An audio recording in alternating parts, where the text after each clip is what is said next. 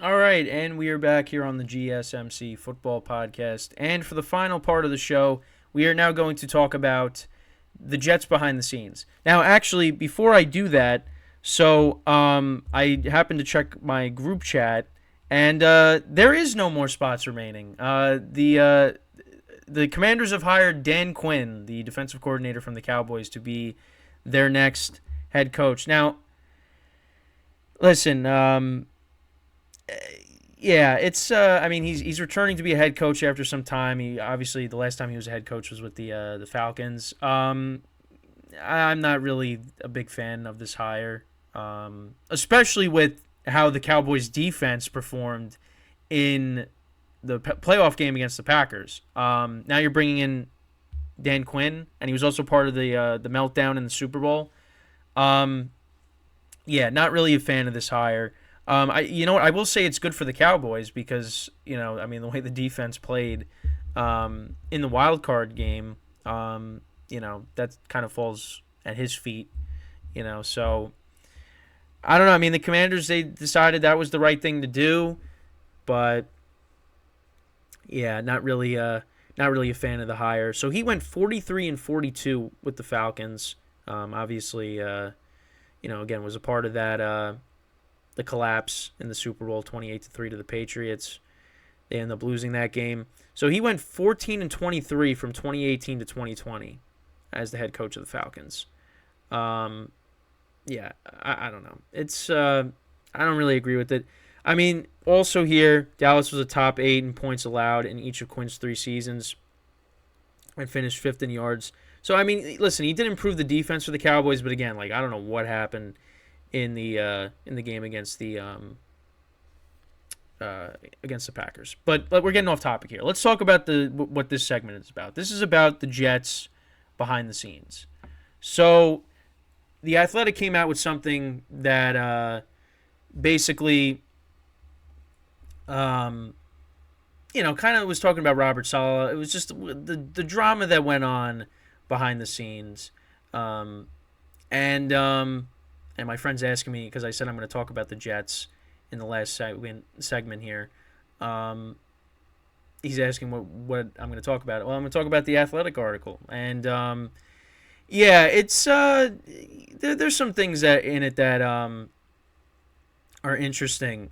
So per the Athletics, Zach Rosenblatt and Diana Rossini, which I think she was somebody that Aaron Rodgers called out, if I'm not mistaken.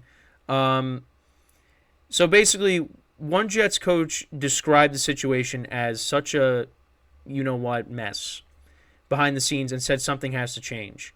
There's also a lot of things, about Nathaniel Hackett and how the offense really just they didn't really prepare for the games.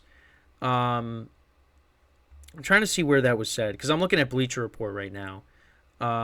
They noted that Hackett was Rodgers' handpicked offensive coordinator. The dynamic between the two is described as more frat boys than player coach, but Hackett's attention to detail on the field was lacking. Here it is. So for most of the season, Hackett would meet with offensive line coach, running game coordinator Keith Carter, and passing game coordinator Todd Downing during the week, but wouldn't get together with the rest of the offensive staff until the last minute of game prep. This is what Rosenblatt and Rossini wrote. This is the other thing, too. Robert Saleh was said to be unhappy that the New York Giants don't get as much negative coverage as the Jets, calling it unfair. I mean, come on. Really? It's just... Here's the thing. What do you expect? Now, here's the thing. Actually, I don't know what I was going to say. But, again, what do you expect? The Giants, well, I guess that's what I was going to say. The Giants did get off to a rough start. But the Giants kind of, towards the end of the season, they started playing more competitive football. Well, and again, the Jets, they did beat the Patriots the final week of the regular season. But still, I mean, the Giants did win a playoff game last year. The Giants have had recent success, more recently than the Jets have. The Jets have kind of been in this, they've been going in circles for years now. there's been times where you're like, oh, maybe this could be a year they make the playoffs, like the Ryan Fitzpatrick season. But other than that, it's just been, they going through quarterbacks, coaches, GMs, they just can't get it right. And you got Robert Saleh, who I do like Saleh. I don't think he's a good coach, and a lot of other people as well don't think that. I know people that work in the sports industry in New York. You got them going as far as saying Robert Saleh is the worst coach in the NFL. But that's what you're worried about, the media coverage. Here's the thing. Maybe if you won football games, then you wouldn't have this problem. And here's the thing. This is another thing that my friends and I were discussing recently. So Aaron Rodgers comes to the Jets, right? He says, I want to be a New York Jet. Great. For Jet fans. Great for my friends. I would, happy for them. Me, I bought tickets for Jets Chiefs because I wanted to see him and Mahomes play each other finally. Of course, that ends up not happening. But, who does he recruit? So you bring in Nathaniel Hackett. Well, first of all, they got Nathaniel Hackett before they traded for Rodgers. Then they got Rodgers. So who does Rodgers recruit? So he goes and recruits Randall Cobb, Tim Boyle, Alan Lazard, and then they get Dalvin Cook. So I want to go back to 2020. Tom Brady leaves the Patriots. Now, not by trade, becomes a free agent, signs with the Buccaneers. And what does he do? He says, I want you to get me Gronk. So the Bucs get Gronk. I think the Patriots still had his rights.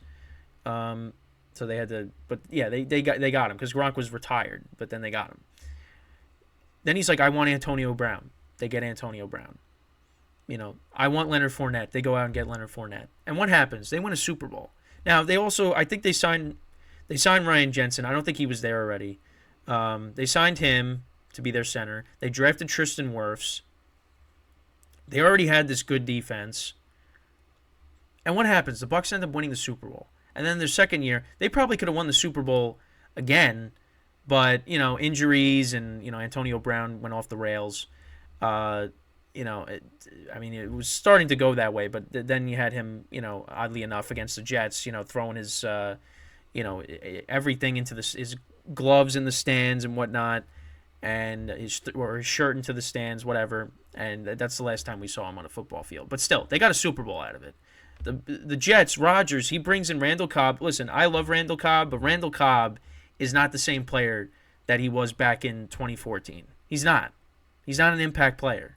Then you're bringing in Alan Lazard. You're paying him all that money. He's not a number one wide receiver. I mean, I guess he was going to be the number two. Well, he was supposed to be the number two to Garrett Wilson because they had Garrett Wilson. They have Garrett Wilson. But, I mean, he was like a healthy scratch numerous times this year. Dalvin Cook, I mean, they brought him in because I guess he was going to be the insurance policy for Breece Hall. But Breece Hall was like, I'm healthy. We saw him week one. The first handoff, the highlight of Rodgers' Jets' career so far, other than him running out with the flag before the game, is handing it off to Breece Hall, and Breece Hall, taking off with it for, what was it, 20 yards, whatever it was. That was his highlight. So they were like, yeah, Breece Hall's fine. And then he had another big run in the game. It's just, that's who Rodgers brought in. And what ends up happening? He gets hurt. Zach Wilson has to step in, and it just, again, another 7-10 season, and it just, it was a disaster.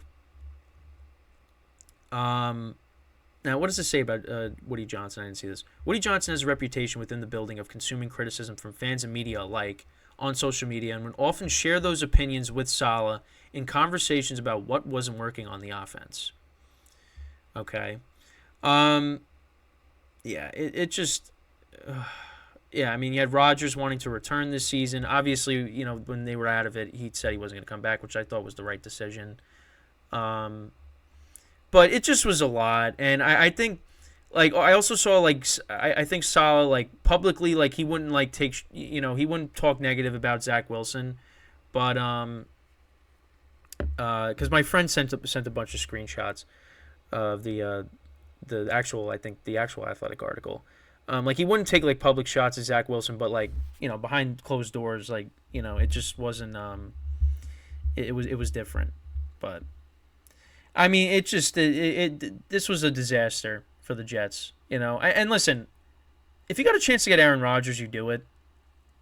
But I mean, it's just everything went wrong, and the guys that they recruited, I mean, it just they're not going to have an impact. They haven't had an impact on this team. None of them.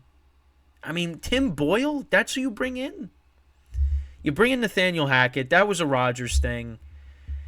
It just hasn't worked out. It was like the complete opposite in Tampa.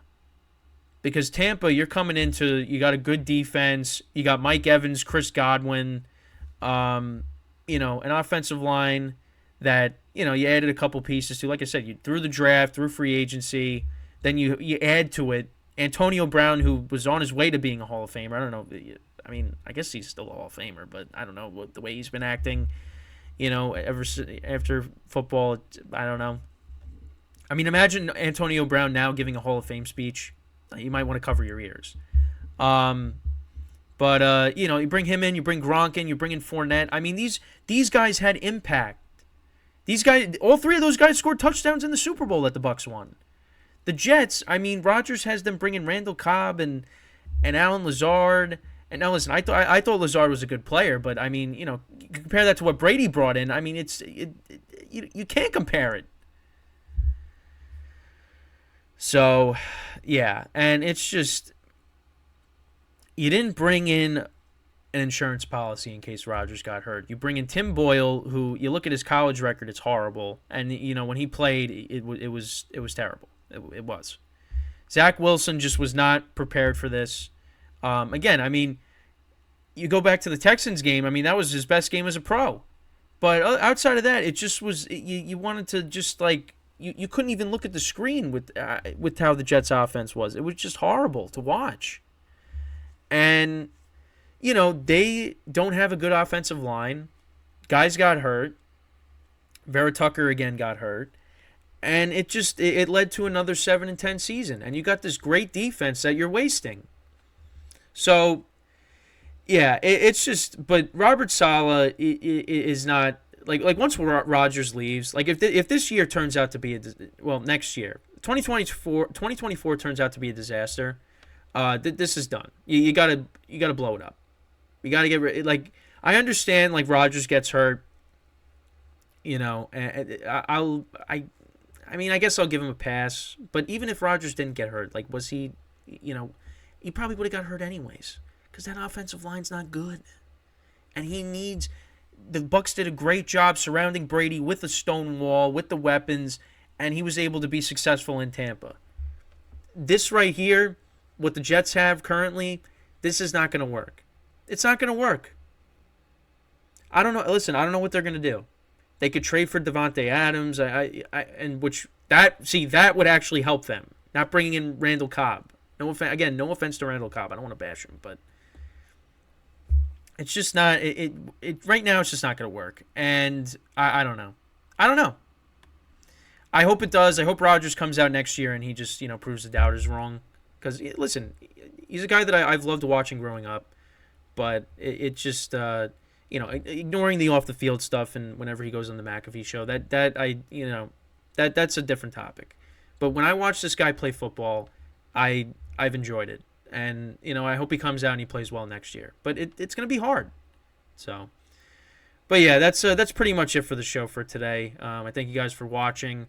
We'll be back again tomorrow, 10:30 a.m. Eastern Time. And until then, I'm Kenneth Grunfelder signing off from the GSMC Football Podcast brought to you by the GSMC Sports Network. Have a good day, and I will see you guys tomorrow. Take care.